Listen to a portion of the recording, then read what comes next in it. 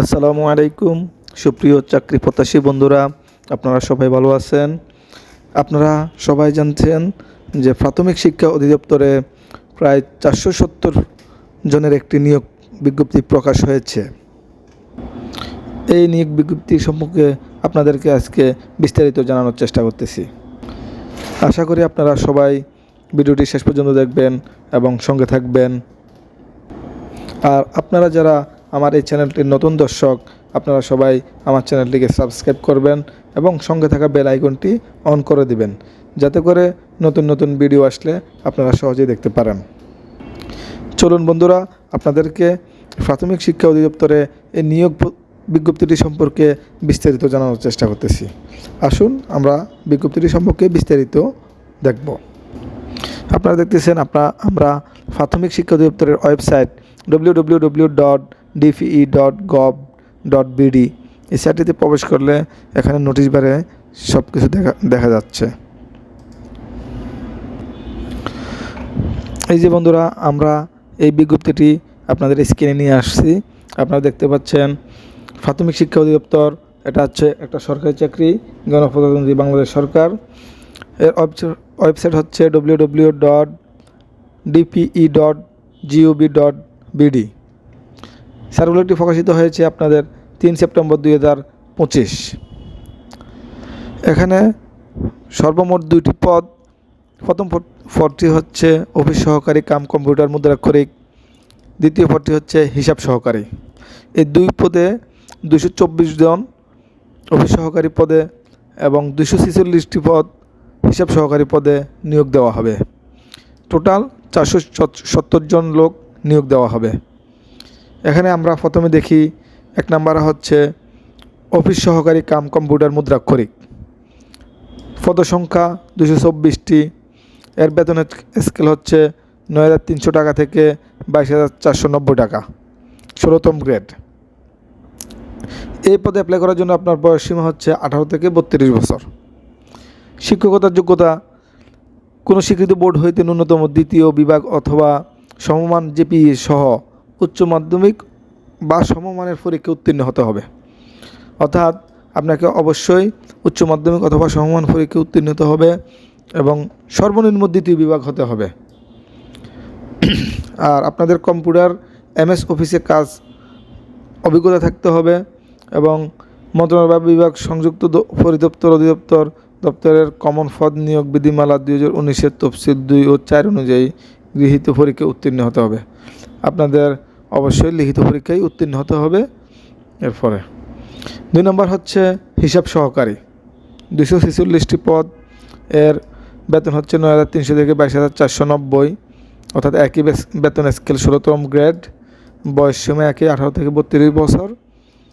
আর এর শিক্ষকতা যোগ্যতা হচ্ছে কোনো স্বীকৃত বোর্ড হইতে ব্যবসা শিক্ষায়, অর্থাৎ আপনাদের অবশ্যই বিজনেস স্টাডিজ বিভাগ অর্থাৎ ব্যবসা শিক্ষা বিভাগে ন্যূনতম উচ্চ মাধ্যমিক সার্টিফিকেট বা সমমান পরীক্ষায় উত্তীর্ণ হতে হবে। এখানে আপনার 2য় বিভাগ বা প্রথম বিভাগ এ বিষয়ে উল্লেখ করে নাই, অন্তত পাস করতে হবে। আর 2 নম্বর শর্ত হচ্ছে কম্পিউটারে কাজ জানা থাকতে হবে হিসাব সহকারী পদেও। এ হচ্ছে আপনাদেরকে কোন পদের লোক নেবে এবং কতটি পদে নেবে এই সম্বন্ধে দেখানোর চেষ্টা করলাম। অবশ্যই বুঝছেন আপনারা। আর আপনারা এই দরখাস্ত আহ্বান করার জন্য এই সার্কুলারটি এই ওয়েবসাইটে দেওয়া হয়েছে, http://dper.teletalk.com.bd। এই ওয়েবসাইটের মাধ্যমে আপনারা আবেদন করতে পারবেন। আর আপনাদেরকে এখানে বলে রাখা আবশ্যক, এটা হচ্ছে রাঙ্গামাটি, খাগড়াছড়ি ও বান্দরবন, এই 3টি জেলা। রাঙ্গামাটি, খাগড়াছড়ি ও বান্দরবন পার্বত্য এই জেলা, এই 3টি জেলা ব্যতীত আপনাদেরকে আবেদন করতে হবে। এই 3 জেলার বাসিন্দারা আপনারা কেউই আবেদন করতে পারবেন না। আবেদন করলেও আপনার আবেদন গ্রহণযোগ্য হবে না, বাতিল হবে। আপনারা এই 3 জেলা ব্যতীত সারা বাংলাদেশের সবাই আবেদন করতে পারেন। এখন আবেদন সংক্রান্ত নিয়মাবলী আপনাদের সঙ্গে শেয়ার করতেছি এবং আপনাদেরকে বিস্তারিত ডিটেইলস বলতেছি। পরীক্ষা অংশগ্রহণ প্রার্থীগণ, আগে যেহেতু বলছি এই ওয়েবসাইটটি dper.teletalk.com.bd, এই ওয়েবসাইটে আপনারা আবেদনপত্র পূরণ করতে পারবেন। এর জন্য অনলাইনে আপনারা যাবেন। এই আবেদন করার জন্য আপনাদের ইতিমধ্যে আবেদন প্রক্রিয়াটি শুরু হয়ে গেছে, অনলাইনে সার্ভার অন হয়ে গেছে। গত 20 সেপ্টেম্বর 2025 খ্রিস্টাব্দ সকাল 10টা থেকে শুরু হয়েছে। আর এই আবেদনের জমার শেষ তারিখ ও সময় হচ্ছে আগামী 12ই অক্টোবর 2025 বিকাল 5 ঘটিকা, অর্থাৎ আগামী 12ই অক্টোবর 2025 বিকাল 5 ঘটিকা পর্যন্ত আপনারা আবেদন করতে পারবেন। তবে আমি আপনাদেরকে বলি, আপনারা শেষ তারিখের জন্য কখনো অপেক্ষা করবেন না, কেননা শেষ তারিখের দিকে এসে সার্ভার জ্যাম হয়ে যায়, অনেক সময় অ্যাপ্লিকেশন করা সম্ভব হয় না, নানান সমস্যা হয়, সাবমিট নেয় না। এই জন্য আপনারা হাতে যথেষ্ট সময় রেখে, অর্থাৎ এখন থেকেই, আজ থেকেই আপনারা আবেদন শুরু করে দেন। আপনারা যারা আবেদন করতে চাচ্ছেন বা আবেদনের জন্য ইচ্ছুক, আপনারা এখন থেকে আবেদন প্রক্রিয়া শুরু করে দেন, কেননা শেষের দিকে অনেক সমস্যা হয়। এই আবেদনের সময় আপনারা একটা ইউজার আইডি পাবেন এবং সাবমিটের সময় থেকে 72 ঘন্টার মধ্যে SMS আপনারা পরীক্ষার ফি জমা দিতে পারবেন। অর্থাৎ আবেদন শেষ করারও আরও 72 ঘন্টার মধ্যে আপনারা টাকা জমা দিতে পারবেন। 72 ঘন্টার মধ্যে যদি আপনারা টাকা জমা না দেন, তাহলে আপনার আবেদনটি অটোমেটিকলি রিজেক্ট হয়ে যাবে, অর্থাৎ বাতিল হয়ে যাবে। আপনাদের প্রার্থীদের জন্য কি কি প্রয়োজন হবে? আপনাদের রঙিন ছবি 300x300 পিক্সেলের এক কপি রঙিন ছবি স্ক্যান করে নিতে হবে। আর 300x80 পিক্সেলের স্বাক্ষর স্ক্যান করে নির্ধারিত স্থানে আপলোড করতে হবে।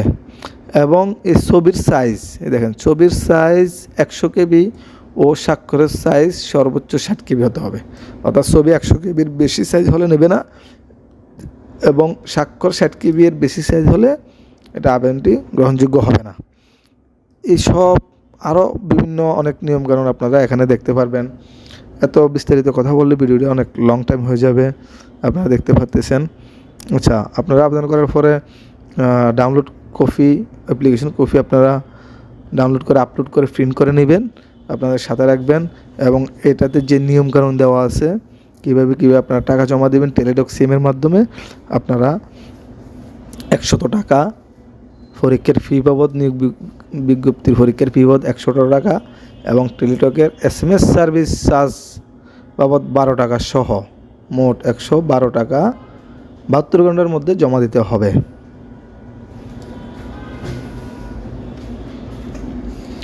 চলুন বন্ধুরা, আমরা এখন কিভাবে আবেদন করব বিস্তারিত দেখি। আমরা এই ওয়েবসাইটটি এখানে লিখলাম অথবা কপি করে নিলাম, dper.teletalk.com.bd। এই ওয়েবসাইটে আমরা প্রবেশ করলাম। প্রবেশ করার পরে আপনাদের সামনে এই পেজটি চলে আসবে, প্রাথমিক শিক্ষা অধিদপ্তরের এই পেজটি আসবে। এখানে আসলে আপনারা এই যে অ্যাডভার্টিসমেন্ট, অর্থাৎ ক্লিক টু ডাউনলোড, আপনারা এখানে ক্লিক করে সার্কুলারটি ডাউনলোড করে নেবেন। সার্কুলারটি ডাউনলোড করে নিলে আপনারা আস্তে ধীরে সুন্দরভাবে ধীরে সুস্থে এটা দেখতে পারবেন। এই যে সার্কুলারটি ডাউনলোড হয়ে গেছে, এখানে সব কিছু আপনারা পুঙ্খানুপুঙ্খ রূপে পরে ধীরে সুস্থে আপনারা অ্যাপ্লিকেশন করবেন। এরপরে হচ্ছে আপনার দ্বিতীয় হচ্ছে আপনারা application form, click apply online. আপনারা আবেদন করার জন্য অ্যাপ্লিকেশন ফর্মে ক্লিক করবেন। ক্লিক করার পরে এখানে আপনারা চেকবক্সে অন করে দেবেন। টিক দেওয়ার পরে নেক্সট দেবেন। নেক্সট দিলে আপনাদের সামনে 2টি পদ আসবে।